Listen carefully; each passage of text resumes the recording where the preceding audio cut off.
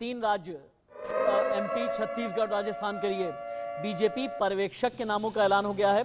BJP ने राजस्थान के लिए 3 ऑब्जर्वर्स नियुक्त किए हैं। राजनाथ सिंह, विनोद तावड़े, सरोज पांडे पर्यवेक्षक नियुक्त किए गए। एमपी के लिए मनोहर लाल, के लक्ष्मण ऑब्जर्वर होंगे। मध्य प्रदेश के लिए आशा लकड़ा भी पर्यवेक्षक नियुक्त की गई हैं। वहीं छत्तीसगढ़ की जिम्मेदारी अर्जुन मुंडा वहां के ऑब्जर्वर नियुक्त किए गए हैं। सर्बानंद सोनोवाल और दुष्यंत गौतम को भी पर्यवेक्षक बनाया गया है, यानी ये पर्यवेक्षक जाएंगे और इसके बाद जितने विधायक हैं उनके साथ में मुलाकात करेंगे। राजस्थान, एमपी और छत्तीसगढ़ में मुलाकात करने के बाद फिर रिपोर्ट केंद्रीय आला कमान को सौंपी जाएगी। अभी की बड़ी खबर, इस वक्त की top story, Bharatiya Janata party ने राजस्थान, एमपी, छत्तीसगढ़ में पर्यवेक्षकों के नाम का ऐलान कर दिया है। रक्षा मंत्री राजनाथ सिंह, विनोद तावड़े और सरोज पांडे को राजस्थान का ऑब्जर्वर बनाया गया। वहीं हरियाणा के सीएम मनोहर लाल खट्टर, के लक्ष्मण, आशा लकड़ा को एमपी की जिम्मेदारी दी गई है, जबकि छत्तीसगढ़ के लिए अर्जुन मुंडा, सर्बानंद सोनोवाल और दुष्यंत गौतम को चुना गया है। यह पर्यवेक्षक विधायक दल की बैठक में विधायकों की राय लेंगे। अभी की बड़ी खबर, इस वक्त की टॉप स्टोरी है। मेरे साथ में मेरे editorial director Alok Mehta sir हैं और लेकिन उससे पहले इंडिया न्यूज राजस्थान के संपादक मनु शर्मा जी के पास चलते हैं। मनु जी, रक्षा मंत्री राजनाथ सिंह, विनोद तावड़े और सरोज पांडे को राजस्थान का ऑब्जर्वर बनाया गया है। पर्यवेक्षक कब तक पहुंचेंगे? विधायकों के साथ में मीटिंग कब तक होगी? अंदर की जानकारी क्या है और विधायक दल की बैठक को लेकर के खबर क्या है? देखिए, ऑब्जर्वर्स नियुक्त हो गए हैं और अब केवल जो यहाँ पर पहुँचने का जो उनका कार्यक्रम है वो जारी होना है। तो संभवतः ये माना जा रहा है कि रविवार को शायद विधायक दल की बैठक बुलाई जा सकती है। जिस तरह के सूत्र कह रहे हैं, राजस्थान में अभी सभी विधायकों को अपने अपने क्षेत्र में रहने के डायरेक्शन दिए गए थे कल तक, लेकिन अब जब पर्यवेक्षकों की नियुक्ति हो गई है तो विधायक दल की बैठक बुला करके और उसी में वो 1-on-1 विधायकों से अपनी राय जान सकते हैं कि उनकी राय में क्या कुछ उपयुक्त हो सकता है राजस्थान के लिए और किसके नाम पर वो सहमत है, अपनी राय बता दें तो वो लोग पर्यवेक्षक वो सारी एक एक 1-to-1 सबसे बातचीत करके और ये राय ले सकते हैं। दूसरी बात, अगर दिल्ली से कोई नाम जो अगर सुझाया गया है पर्यवेक्षकों को या उसमें से कोई निकल करके आता है तो उसके ऊपर भी चर्चा की जा सकती है। लेकिन सबसे बड़ी बात है कि राजनाथ सिंह को राजस्थान के अंदर जिम्मेदारी देना सबसे बड़ी बात है। राजनाथ सिंह क्योंकि राजस्थान के नेताओं से सीधे संपर्क में रहते हैं, चाहे इससे पहले जब भी चुनाव रहे हैं तो राजस्थान के अंदर उनके दौरे रहे हैं, पार्टी के राष्ट्रीय अध्यक्ष रह चुके हैं। ऐसी स्थिति के अंदर उनका सीधा संपर्क यहाँ के नेताओं से है, चाहे वह वसुंधरा राजे हो, गजेंद्र सिंह शेखावत हो, अर्जुन मेघवाल हो, उन तमाम नेताओं से। और यहाँ तक कि कई विधायक भी जो हैं वो सीधे तौर पर उनसे जुड़े हुए रहते हैं, जब भी दिल्ली जाते हैं उनसे मुलाकात होती है।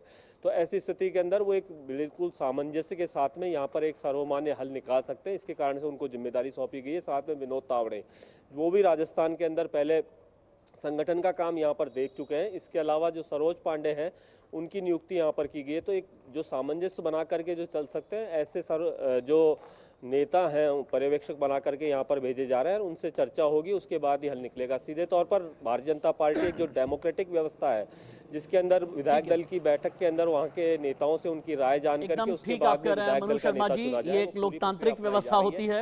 हालांकि यहाँ दिल्ली में बैठे हुए कांग्रेस के कई नेता इस तरह की बातें कर रहे हैं कि कंफ्यूजन इतना ज्यादा क्यों है, क्या अंदर खाने बहुत ज्यादा हलचल मची है। लेकिन भारतीय जनता पार्टी एक अनुशासित पार्टी, भारतीय जनता पार्टी संगठन के स्तर पर, सरकार के स्तर पर, सरकार बनाने के स्तर पर सबसे पहले गहन विचार मंथन किया जाता है, उसके बाद फिर केंद्रीय आला कमान किसी नतीजे तक पहुंचती है। मेरे editorial director Alok Mehta sir भी जुड़ गए हैं। आलोक मेहता सर, अब पर्यवेक्षक के नामों का ऐलान हो गया है, एक बार मैं रिकॉल कर देता हूं, आप भी एक बार सुन लें। राजस्थान, एमपी, छत्तीसगढ़ के रक्षा मंत्री राजनाथ सिंह, विनोद तावड़े, सरोज पांडे राजस्थान के ऑब्जर्वर होंगे। हरियाणा सीएम मनोहर लाल खट्टर, के लक्ष्मण, आशा लाकड़ा को एमपी की जिम्मेदारी दी गई है। छत्तीसगढ़ जाएंगे अर्जुन मुंडा, सर्बानंद सोनोवाल और साथ ही दुष्यंत गौतम। ये पर्यवेक्षकों के नाम हैं। आगे आपको क्या लगता है, क्योंकि भोपाल से, रायपुर से, इसके अलावा जयपुर से दिल्ली तक की दौड़ तो चलती रही, लेकिन अब ऑब्जर्वर की नियुक्ति होने के बाद क्या हम मान करके चलें कि अगले 48 घंटे में सब कुछ सेटल्ड होगा और सीएम का नाम सामने आएगा? राशिद जी, देखिए, थोड़ा सा चूंकि हम सुबह के समय तो मैं थोड़ा फोन डिस्टर्ब हो गया था तो बात नहीं कर पाए। वैसे सही है कि राज्यों में अपने जो एडिटर्स हैं उनको तो एक जमीनी सच्चाई भी पता है, लेकिन मैं आपको थोड़ा सा, चूंकि हम लोग पुराना बैकग्राउंड बीजेपी का, कांग्रेस दोनों का जानते हैं, इसलिए अपने दर्शकों को बताना आवश्यक है। ऑब्जर्वर की औपचारिकता है। ऑब्जर्वर पर हम ठीक है, मीडिया में चूंकि हमें तो न्यूज देना है, ब्रेकिंग न्यूज बताना है कौन आए हैं, लेकिन राजनाथ सिंह पुराने अध्यक्ष रहे हैं और चाहे अर्जुन मुंडा छत्तीसगढ़ में जाएं, मध्य प्रदेश में भी जिम्मा जिनको दिया गया है, इस दृष्टि से इसके पहले जो टिकट बंटवारे के समय में एक अंदाज होता है कि किस विधायक का मूड किधर रहा है, किसकी लॉयल्टी, पहले उसको कौन ने परिचय कराया था, राशिद जी का परिचय किसने कराया, वो उनका बैकग्राउंड क्या है। जैसे आपकी पर्सनल फाइल हो सकती है, व्यक्तिगत रूप से यदि हम आप जानते हैं तो हम पूरा बैकग्राउंड जानते हैं। उसके बाद आपका क्या रुख हो सकता है। इसीलिए वसुंधरा जी से और अन्य गजेंद्र सिंह शेखावत हैं, मेघवाल हैं, जो ऐसे दिया कुमारी जी हैं, इन सबसे अध्यक्ष ने या गृह मंत्री अमित शाह जी ने भी जब जब आवश्यक हुआ है विचार विमर्श किया हुआ है। और वसुंधरा राजे के कुछ समर्थकों ने जो कल गलती की थी पर 2 दिन पहले, कि कुछ चाहे दुष्यंत सिंह भी, चूंकि वो भी भविष्य तो उनका बनना है, वसुंधरा जी तो मैदान से बाहर हैं, ये क्लियर है। इसमें कोई 2 दिन से लोग कह रहे थे, मैं बार बार कह रहा था कि ऐसा नहीं है। वसुंधरा जी को शुरू से, चुनाव से पहले ही बता दिया गया था कि ये संभव नहीं है। और आलोक सर, इसलिए मेरा ऐसा, जी एक सेकंड थोड़ा सा गड़बड़ हो रहा है। हाँ, मैं बता रहा हूँ कि देखिए, इसलिए देखिए गजेंद्र, अभी जल शक्ति आपने अनाउंस किया, जल शक्ति मंत्रालय भी किसी और को दिया गया। तो आप सोचिए कि इसके बाद ही हमें बिटवीन न्यूज समझ आती है कि गजेंद्र सिंह शेखावत भी एक प्रबल उम्मीदवार के रूप में हाईकमांड की तरफ से है। ये ठीक है, राय वाय सब ये तो कहने को होगा कि हाँ विधायक दल ने चुना है। देखिए, मैं नहीं कह रहा हूँ कि हम कोई घोषणा नहीं कर सकते, लेकिन जो दिया कुमारी जी नहीं है उनको आगे बढ़ाया जा रहा है। दुष्यंत सिंह का क्या भविष्य होगा हमें नहीं मालूम, लेकिन और जो उनके गुट के लोग हैं, वसुंधरा जी का जो प्रेशर था, जिस समय प्रेशर कहिए जो सी आग्रह था पहले, यदि उसको प्रेशर तो नरेंद्र मोदी और जो अजय कहना चाहिए कि अमित शाह जी के उस पर कभी संभव नहीं है किसी का, और पार्टी पे पहले भी नहीं था।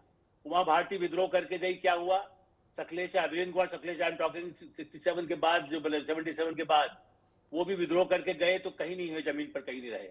कांग्रेस में अर्जुन सिंह यदि एक बार विद्रोह करके गए थे तो कहीं नहीं रहे थे। बड़े बड़े दिग्गज नेता ऐसे बड़ी पार्टी से विद्रोह करके कुछ नहीं पा सकते। वसुंधरा जी को ये बात समझ में आई। वो राजमाता सिंधिया ने तो पर ही नहीं लिया था उनको, जब वो कहती है कि राजमाता की बेटी है, लेकिन उनकी मां ने कभी भी अध्यक्ष पद बनना भी स्वीकार नहीं किया था। इसलिए ये बात ध्यान में रखें कि मुझे ऐसा लगता है कि जिस तरह से नाम मोटे तौर पर 2-3 नाम फिर भी कहे गए ताकि लोगों को लगे कि नहीं हम लोग मीडिया में सबका एक वो बनता रहे, बल्कि उनका वैष्णव जी का नाम भी लिया गया, 2 दिन से चल रहा है, बालकनाथ का नाम लिया गया। यानी मतलब ऐसा लगता है आलोक सर, महिमा भी हमारे साथ में है। आलोक सर ये कह रहे हैं कि ये तो एक रवायत है ऑब्जर्वर के बारे में बताना है, लेकिन आप मान करके चलें कि अंदर खाने क्या हो रहा है इसके बारे में अभी आलोक सर ने बताया। और आलोक सर ने हमें यह भी बताया कि स्ट्रक्चरल लेवल पर और ऑपरेशनल लेवल पर भारतीय जनता पार्टी और कांग्रेस के बीच में काम पॉलिटिकली किस तरह से चलता है जब वाकई में डिसीजन लेना होता है। महिमा के पास चलते हैं। महिमा, अब हमें यह बताएं कि राजस्थान, एमपी, छत्तीसगढ़ के कितने नेता दिल्ली में हैं और कितनों ने दिल्ली में आला कमान से मुलाकात की है? वसुंधरा के बारे में क्या खबर है? वसुंधरा ने कल कहा कि बहू से मिलने आई हूं, लेकिन पता यह चला कि आला कमान के साथ भी मुलाकात हुई है। आज वसुंधरा किन किन से मिल रही हैं, एक एक करके मैं सभी के बारे में अपडेट लेना चाहूंगा महिमा आपसे। राशिद, देखिए, जब बात आती है मध्य प्रदेश, छत्तीसगढ़ और राजस्थान की, तो पहले शुरुआत करते हैं वसुंधरा राजे से। वसुंधरा राजे परसों देर रात आती हैं यहां पर दिल्ली और कल शाम में, यानी देर शाम में जेपी नड्डा अध्यक्ष से मिलती है। मुलाकात करने के बाद वो अपने जहां पर वो रुकी है वहां चली जाती है, लेकिन जेपी नड्डा तुरंत उसके बाद अमित शाह यानी गृह मंत्री अमित शाह से मिलने जाते हैं। एक बड़ा सवाल अपने आप में खड़ा हो जाता है कि तुरंत मीटिंग के बाद क्या जो वसुंधरा राजे की अनुमति थी या कहें वसुंधरा राजे की कन्विंस करना था, वो पूरा होने के बाद गृह मंत्री अमित शाह से जाके मिलते हैं। उसके बाद आज ये कयास लगाए जा रहे हैं, क्योंकि वसुंधरा राजे अभी भी दिल्ली में हैं, तो वो कहीं ना कहीं अमित शाह यानी गृह मंत्री का टाइम लेने की कोशिश कर रही हैं और गृह मंत्री से मिल सकती है। अब जिस तरीके से ऑब्जर्वर्स के नाम जो है वो बाहर आ गए हैं, वो डिक्लेयर कर दिए गए हैं कि ये तमाम जो ऑब्जर्वर्स हैं ये अलग अलग स्टेट्स में जाएंगे, जिसमें से राजनाथ सिंह, यानी उनका स्टैचर इतना बड़ा है, पूर्व अध्यक्ष भी वो रहे हैं, उसके मद्देनजर राजस्थान की जो कमान है अब संभालने को उनको दी गई है। क्योंकि लगातार आप भी दर्शकों को बता रहे थे, हम भी सुबह से ये बता रहे थे कि कहीं जो एमएलएज हैं वो बागी ना हो जाए। वसुंधरा के खेमे की हम बात कर रहे थे कि वसुंधरा राजे का अपना एक खेमा है, वहां पर बैठक चल रही है एमएलएज की, तो उनको समझाएगा कौन? तो बीच की कड़ी होना एक बहुत स्ट्रॉन्ग मेंबर का बहुत जरूरी होता है। और भारतीय जनता पार्टी हमेशा से यही करती है, हमेशा से स्ट्रैटेजी एक लेवल आगे की तरफ रख के चलती है कि कहीं पर कोई ना कोई गड़बड़ी नहीं होनी चाहिए। हमने राजस्थान में जब कांग्रेस की सरकार आई थी, पहले भी ऐसे सीन्स देखे थे, राशिद की जिस तरीके से एमएलए को पोच के अलग अलग जगह पर रखा जा रहा था, छुपाया जा रहा था, तो तमाम चीजें आपस में ही गुटबाजी चल रही थी। तो उसकी नौबत यहां पर ना आए, इसके चलते स्ट्रैटेजी पहले ही बना ली गई है। अब 2024 के मद्देनजर भी ये स्ट्रैटेजी बनाई गई है कि क्या वसुंधरा राजे, अगर वसुंधरा राजे एप्ट कैंडिडेट नहीं है, क्योंकि मैं आलोक मेहता जी को सुन रही थी कि आलोक सर बता रहे थे कि गजेंद्र सिंह शेखावत एक एप्ट कैंडिडेट हो जाते हैं। हालांकि राज्यवर्धन राठौर का नाम सामने आया था, लेकिन कुछ खास उन पे श्योरिटी अभी तक नजर नहीं आई है। दिया कुमारी का नाम सामने आया था, अब उनका नाम क्यों सामने आया था? क्योंकि वसुंधरा के जस्ट ऑपोजिट कोई ना कोई होना चाहिए राजघराने से, तो एक नाम वहां निकल के सामने आता है। लेकिन जो सरप्राइजिंग एलिमेंट यहां पर सामने आने की जो बातें चल रही है राशिद, वो है अश्विनी वैष्णव का नाम। तो अब राजस्थान में क्या अश्विनी वैष्णव जाएंगे, क्या उनको भेजा जाएगा? ये अपने आप में एक बड़ा सवाल। राजस्थान की बात हो गई। एक बार महिमा, एमपी में हलचल क्या है? कुलभूषण हमारे साथ एमपी की राजधानी भोपाल से हैं। कुलभूषण, अगर आप तक मेरी आवाज जा रही हो तो एक बात ये बताएं, भोपाल में हलचल क्या है? एमपी में भारतीय जनता पार्टी के कौन कौन से बड़े नेता दिल्ली में हैं? कैलाश विजयवर्गीय दिल्ली में रहे, प्रहलाद पटेल को लेकर के सुगबुगाहट बहुत ज्यादा तेज है, ओबीसी चेहरे के तौर पर भी और संघ के काडर के तौर पर भी प्रहलाद पटेल का नाम बहुत ज्यादा आगे चल रहा है एमपी में। उठाओ, हाँ।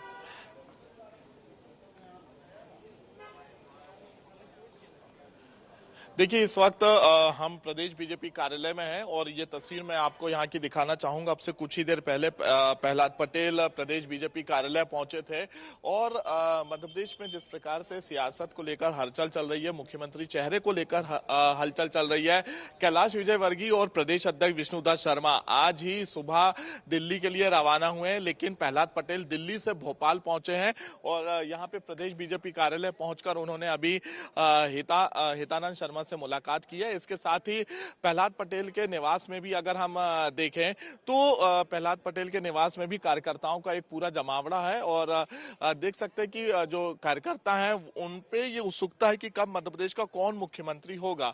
फिलहाल इसको लेकर लगातार मंथन जारी है। पर्यवेक्षक नियुक्त कर दिए गए हैं हरियाणा के मुख्यमंत्री मनोहर लाल खट्टर। अब देखने वाली बात होगी कि जो 3 मध्य प्रदेश के लिए पर्यवेक्षक नियुक्त किए गए हैं वो कब मध्य प्रदेश का दौरा करेंगे। फिलहाल जो सूत्रों के हवाले से जानकारी मिली है कि कल तक जो है पर्यवेक्षक मध्य प्रदेश पहुंचेंगे और 1 से 2 दिनों में जो है विधायक दल की बैठक कॉल की जाएगी। विधायक दल की बैठक प्रदेश बीजेपी कार्यालय में होगी। मुख्यमंत्री चेहरे को लेकर जो नाम चल रहे हैं, शिवराज सिंह चौहान, प्रदेश अध्यक्ष विष्णुदास शर्मा, ज्योतिरादित्य सिंधिया, प्रहलाद पटेल, नरेंद्र सिंह तोमर।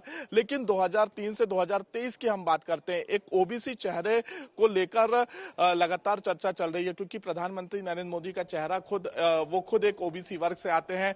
शिवराज सिंह चौहान ने 2005 में शपथ ली थी, लेकिन उसके पहले उमा भारती और बाबूलाल गौर वो खुद ओबीसी वर्ग से आते हैं। अब ओबीसी वर्ग की अगर बात की जाए तो शिवराज के बाद कौन ओबीसी का चेहरा है, तो प्रहलाद पटेल। लेकिन इस बीच नरेंद्र सिंह तोमर जो कि एक सीनियर लीडर है, गद्दावर नेता है, प्रदेश अध्यक्ष रह चुके हैं। नरेंद्र सिंह तोमर की अगर बात की जाए तो ज्योतिरादित्य सिंधिया केंद्रीय मंत्री हैं, हालांकि उसके बाद कैलाश विजयवर्गीय का नाम भी चर्चा में है। लेकिन अक्सर हम देखते हैं कि जब भी मोदी और अमित शाह किसी भी चेहरे या प्रदेश अध्यक्ष को लेकर जब निर्णय लेते हैं तो जो नाम चर्चा में होते हैं उनके नाम काट दिए जाते हैं और कोई नया चेहरा लाके सामने रखा जाता है। तो क्या मध्य प्रदेश में भी नया मुख्यमंत्री मिलेगा? लेकिन जिस प्रकार से 2 केंद्रीय मंत्रियों ने अपने पद से इस्तीफा दिया है, 5 सांसदों ने अपने पद से इस्तीफा दिया है, तो उसके बाद ये कयास लगाए जा रहे हैं कि इन 5 में से कोई मध्य प्रदेश का एक मुख्यमंत्री हो सकता है। लेकिन लगातार ये भी कयास लगाए जा रहे हैं कि अब मध्य प्रदेश में किसी नए चेहरे और युवा को जो है तवज्जो दी जाएगी। तो अब देखने वाली बात होगी कि मध्य प्रदेश में कौन जो है मध्य प्रदेश का अगला मुख्यमंत्री होगा। लेकिन जो हलचल है, लगातार जो दिग्गज नेता है प्रहलाद पटेल है वो आज दिल्ली से भोपाल पहुंचे और 2 दिन अब भोपाल में ही रहेंगे, लोगों से मुलाकात करेंगे, नेताओं से मुलाकात करेंगे।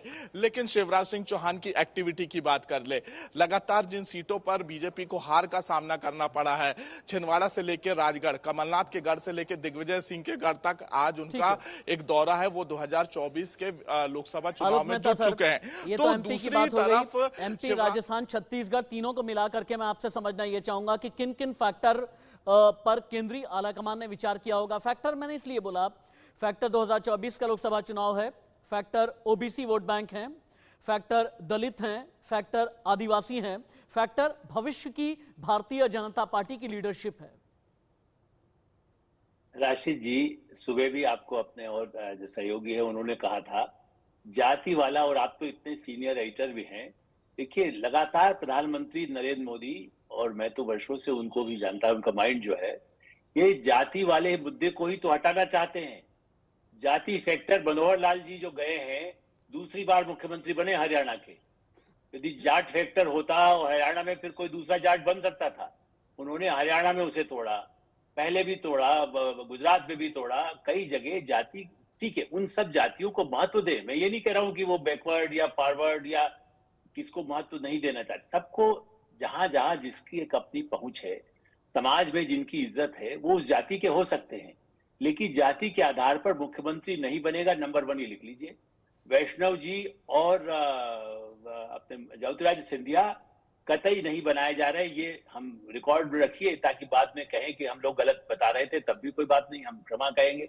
भूल सुधार हमारा काम है, चूंकि हम कोई तय नहीं करने वाले हैं। हम प्रधानमंत्री नरेंद्र मोदी की बात को हम नहीं जानते कि वो क्या सोचते हैं, लेकिन हाँ, जो पिछले घटनाक्रम है और पूरा बैकग्राउंड जो जानते हैं, जिस ढंग से उनको जो जिम्मेदारी है एविएशन में, रेल में, अभी आईटी के जितने सारे रूल्स बनना है, 1 मिनट के लिए आपको रोकना पड़ रहा है। भारतीय जनता पार्टी के सेंट्रल लीडरशिप में कई अलग अलग पॉलिटिकल रिएक्शंस लाइव आ रहे हैं, एक बार सुन लेते हैं, उसके बाद फिर से डिबेट में लौट करके आएंगे। और हम आज 8 पर खड़े हुए और एक विपक्षी दल की तरह नाते हमने लोगों के दिल में जगह बनाई है। ऐसे मिजोरम में हम 1 थे, वहाँ से 2 हो गए, और नॉर्थ ईस्ट के अंदर हमने कई राज्यों में सरकार बनाए हुए बैठे हैं। और जहाँ तक साउथ की बात करें, साउथ में भी हमारा जनाधार लगातार बढ़ रहा है। तो मुझे लगता है कि भारतीय जनता पार्टी और भारतीय जनता पार्टी का नेतृत्व आदरणीय नरेंद्र मोदी सबके दिल में वास करते हैं, सर्वांगीण विकास को लेते हुए, इसलिए सर्वस्पर्शी हैं। इसलिए ये कहना भारतीय जनता पार्टी साउथ की है, नॉर्थ की है, ये नहीं है, वहाँ की है, तो ये कहना गलत है। आज भारतीय जनता पार्टी कन्याकुमारी से लेकर कश्मीर तक, अटक से कटक तक, सभी जगह भारतीय जनता पार्टी